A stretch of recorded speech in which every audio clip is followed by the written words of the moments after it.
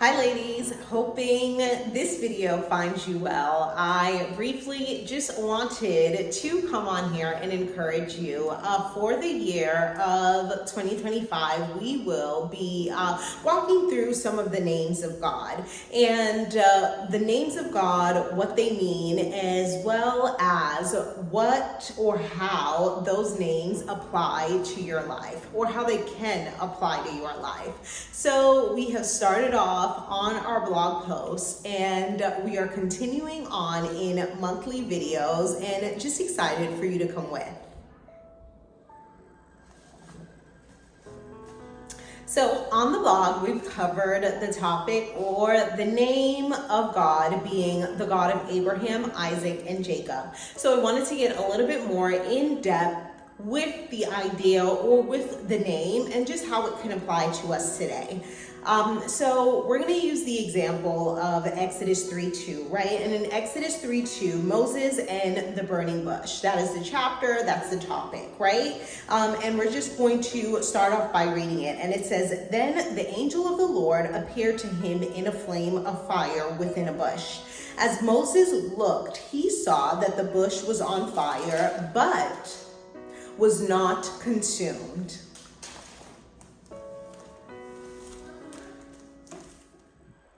Okay, so the angel of the Lord appeared to Moses in a flame, and he saw the miraculous. So knowing that he saw the miraculous, right? The question came about, and but is seeing enough?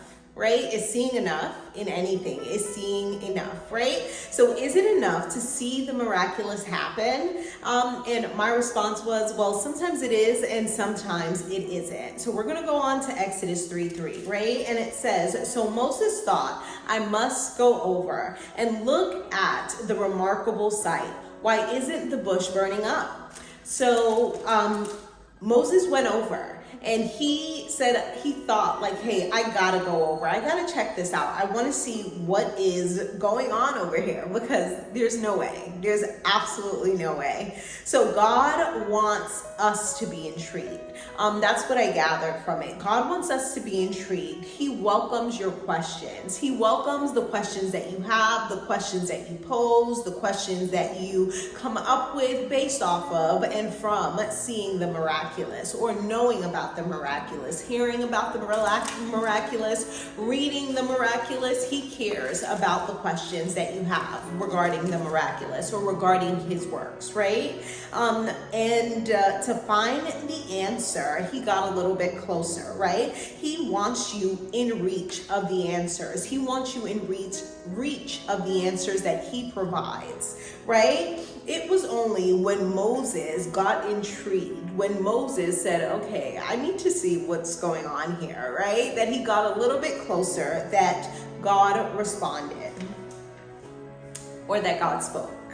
And we're going to move on to Exodus 3:4, and it says, "When the Lord saw that he had gone over to look, God called out to Moses from the bush, 'Moses, Moses.' 'Here I am,' he answered."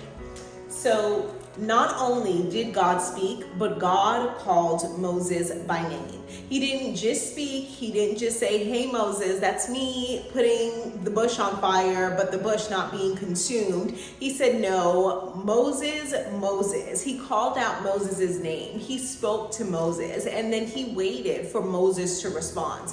And Moses did respond. He responded by saying, "Here I am," right?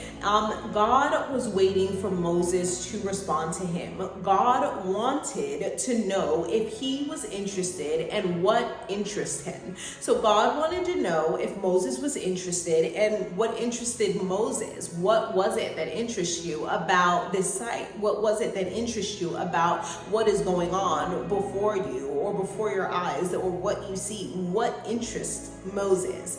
And brought me to the question to ask you today. Are you giving God your interest?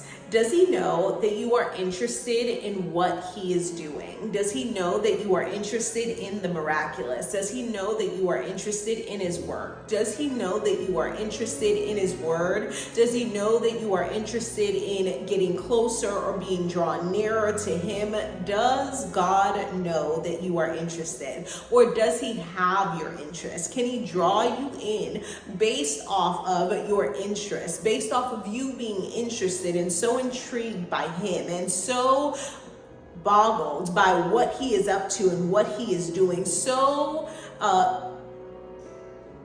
just taken aback by all that he is doing, that you want to draw near, that you want some answers, that you want to know what is going on, that you want to be in the vicinity of God's miraculous and what he is doing? Does he know that you are interested?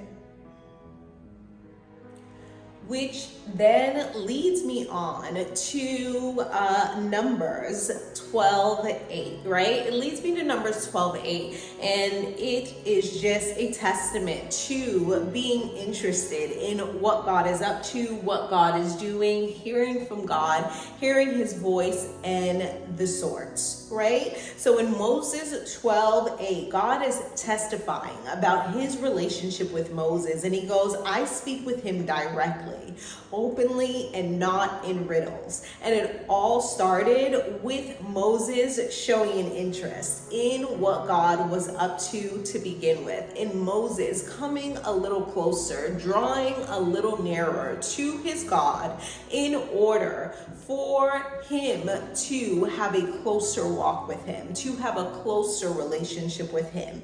And it's not just Moses. Moses is not the only one, as God states all by himself that he is the God of Abraham, Isaac, and Jacob. And it tells a tale about his relationships. It tells a tale about the connection that he longs to have with his children, with his people, with the called, and with his bride.